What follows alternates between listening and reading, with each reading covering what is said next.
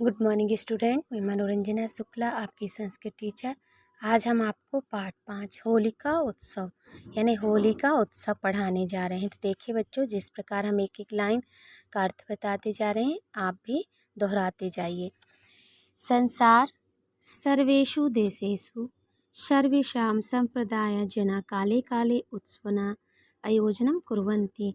यानी बच्चों, संसार के सभी देशों में सभी संप्रदाय के लोग समय समय पर उत्सव का आयोजन करते हैं, किंतु भारतवर्ष सर्वेभ्यः सर्वेभ्यः देशेभ्यः अधिका उत्सव आयोज्यन्ते। यानी बच्चों, हमारा भारतवर्ष है जो सभी देशों में सबसे अधिक उत्सव का आयोजन करता है। यतो हि भारतवर्ष एक धर्म प्रधान संस्कृति प्रधान सभ्यता प्रधानस्य च देश अस्ति। यानी वास्तव में बच्चों, हमारा भारतवर्ष जो है एक धर्म प्रधान है, संस्कृति प्रधान है और सभ्यता प्रधान देश है। यद्यपि प्रायः सर्वेषु मासेषु भारतवर्ष को अपि उत्सव अवश्यम भवति।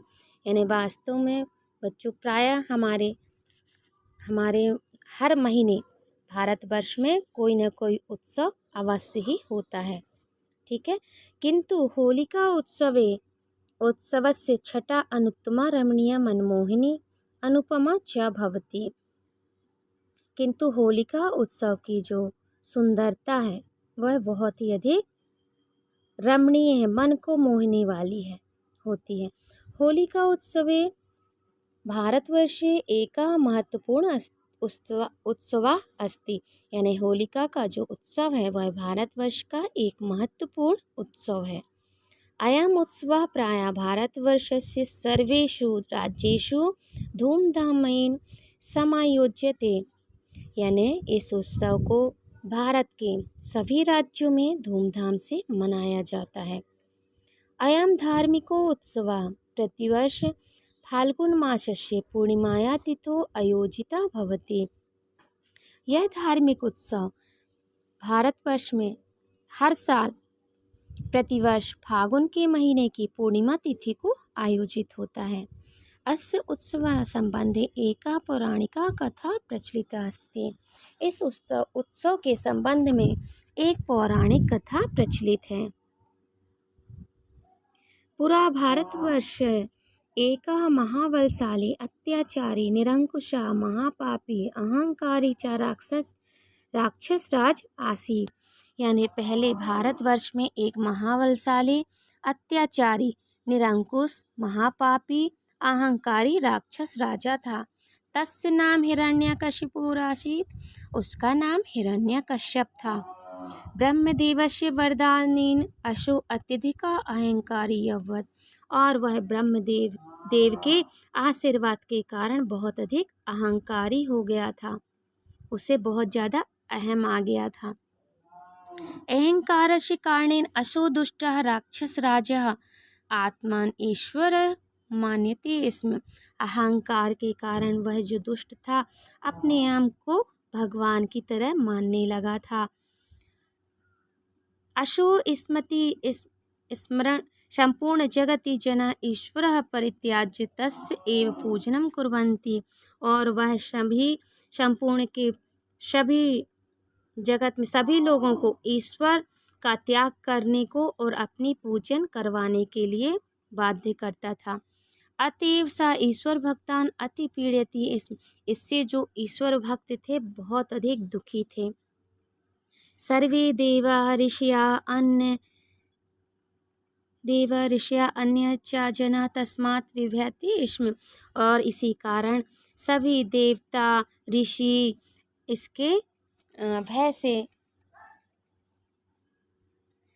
से ग्रस्त थे। हिरण्यकश्यपु जयाया नाम कयाधु आसीत्। हिरण्यकश्यप की पत्नी का नाम कयाधु था।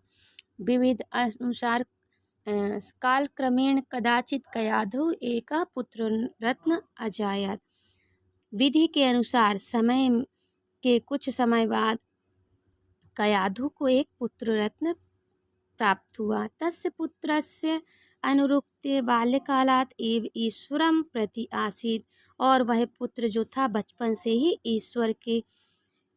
ईश्वर को मानता था। शनै शनै प्रहलाद नामा अशोबला भगवता विष्णु एकनिष्ठ भक्ता अभवत्। धीरे धीरे प्रहलाद अपने भगवान विष्णु का एक परम भक्त बन गया। स्वस्थ ग्रहे एव विष्णुवो भक्ता बालविलोके हिरण्यकशिपु अति क्रोधित अभवत्। और अपने ही घर में भगवान विष्णु का भक्त देखकर हिरण्यकश्यप बहुत अधिक क्रोधित होते हैं। पूर्व तु असु स्वपुत्रम प्रहलाद ईश्वर भक्त्या विमुख कर्तुम अति बोधयामास। पहले तो उन्होंने अपने पुत्र प्रहलाद को ईश्वर भक्ति से विमुख करने का प्रयत्न किया, किंतु प्रहलादस्य मानसी तस्य बोधनस्य कोऽपि प्रभावं न भवत्। लेकिन इससे प्रहलाद के मन में कोई भी प्रकार से प्रभाव नहीं होता है। ईश्वर प्रति दिवसानुदिवसं वर्धमानं भक्ति विलोके हिरण्यकश्यप स्वस्य पुत्रस्य वधस्य विचारं कृतवान्।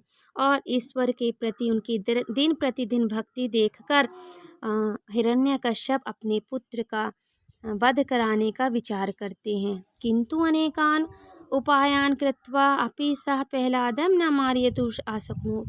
लेकिन उन्होंने बहुत सारे उपाय किए, लेकिन प्रहलाद को मार ना सके, मारने में असमर्थ। हर उपाय उनका व्यर्थ गया, वो मार नहीं सके प्रहलाद को।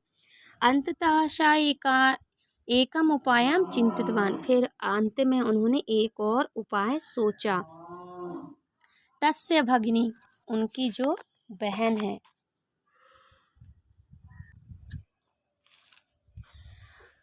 तस्य भगिनी होलिका आसीत्। उनकी बहन का नाम होलिका था।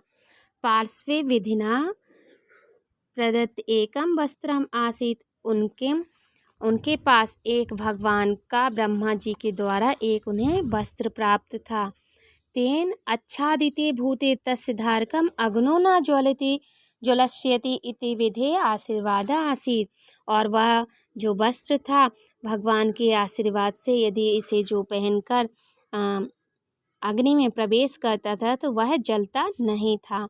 हिरण्यकशिपु आज्ञा होलिका प्रहलादे स्वक्रोडे आदाय तेन वस्त्रेण स्वशरीरं पश्चात अग्नो प्रविष्टा। और हिरण्यकश्यप की आज्ञा से वो प्रहलाद को अपनी गोद में लेकर वस्त्र को पहनकर अपने शरीर में अग्नि में प्रवेश कर जाती हैं। किंतु ईश्वरस्य कृपया तत्र वस्त्रं वायुवेगेन प्रहलादस्य शरीरे अपि आगतम।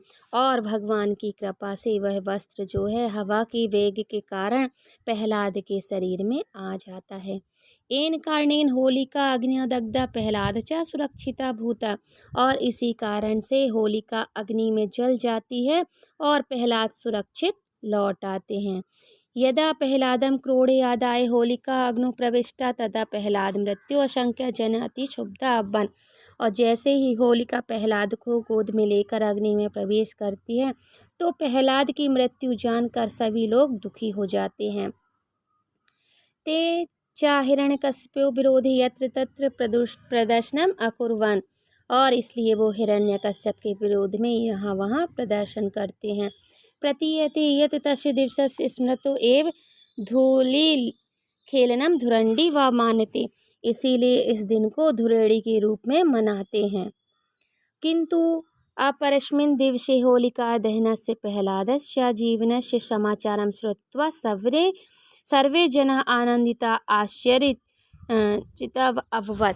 और लेकिन कुछ समय बाद जब होलिका के जलने का समाचार सुना और प्रहलाद का सुरक्षित जीवित लौटकर सुनने से सभी लोग आनंदित होकर खुश हो जाते हैं। यानी जब उन्होंने यह समाचार सुना कि होलिका जल गई हैं और प्रहलाद जिंदा वापस आ गए हैं तो उनके जीवित होने के समाचार को सुनकर ही सभी लोग आनंदित और आश्चर्यचकित हो जाते हैं।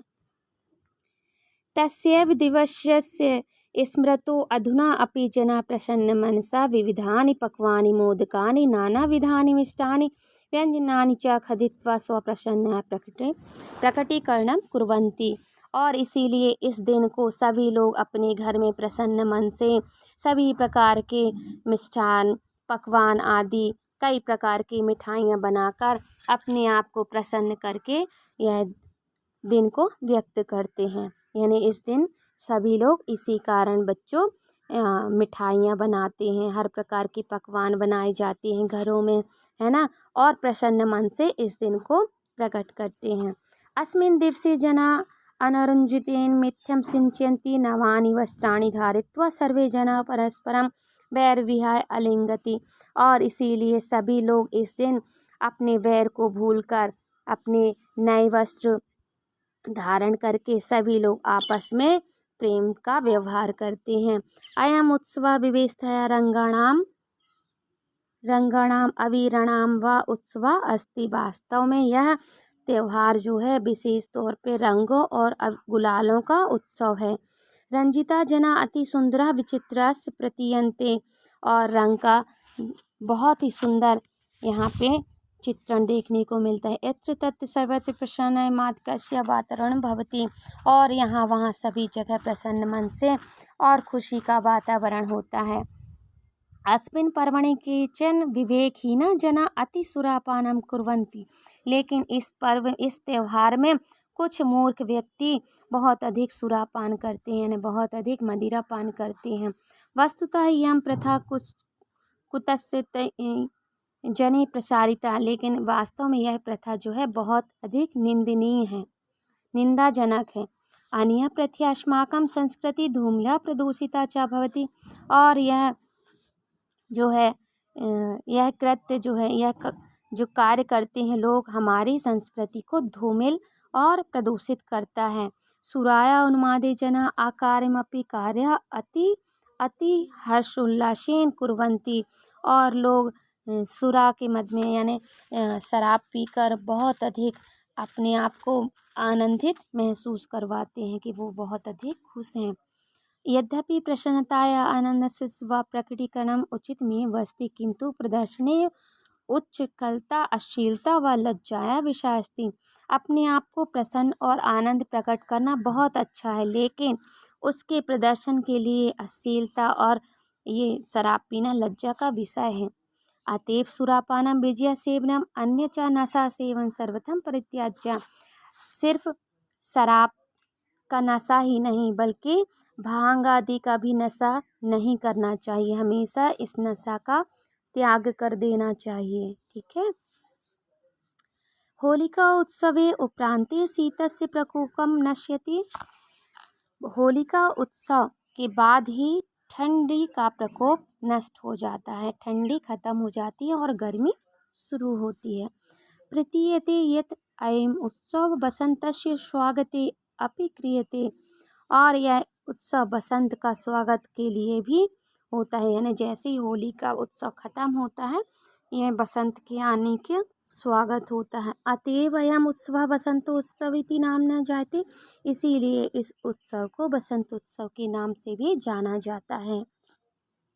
रंगे अविरतानि शरीराणि प्रक्षालन शरीराणाम रोमकूपा अपि स्वस्था मुक्ता च भवन्ति। और रंग के कारण शरीर में जो भी रोम छिद्र हैं तो वो गंदगी से मुक्त हो जाते हैं, यानी शरीर साफ स्वच्छ हो जाता है। इन ग्रीष्म ऋतु शरीर से विकारे स्वद रूपे वही निश्चरिता। और यही कारण है कि ग्रीष्म ऋतु में यह सारे विकारों से ये दूर कर देता है। रंग गुलाल यदि हमारे शरीर में लगा है तो इससे हमारा शरीर जो है साफ स्वच्छ हो जाता है। अनेन प्रकारेण अस्य उत्सव वैज्ञानिक महत्व अपि प्रबोधमस्ति। और इसी कारण इसी उत्सव का वैज्ञानिक महत्व भी प्रदर्शित होता है। वस्तुतः अयमस्तु भारतीयेषु नवजीवनं संचरणं बोधयति च यत् अस्माभिः वैरै विहाय मिथ्य प्रेरणा वसितम्।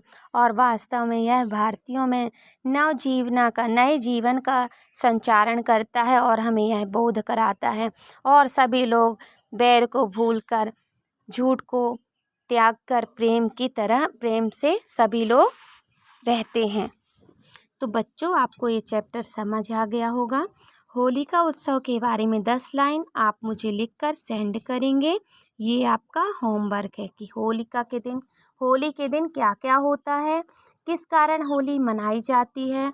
ठीक है, ये सारे आप 10 वाक्य हिंदी से लिखकर मुझे सेंड करेंगे। ये आपका होमवर्क है। और ध्यान रखना बच्चों, सभी लोगों को ये होमवर्क सेंड करना है।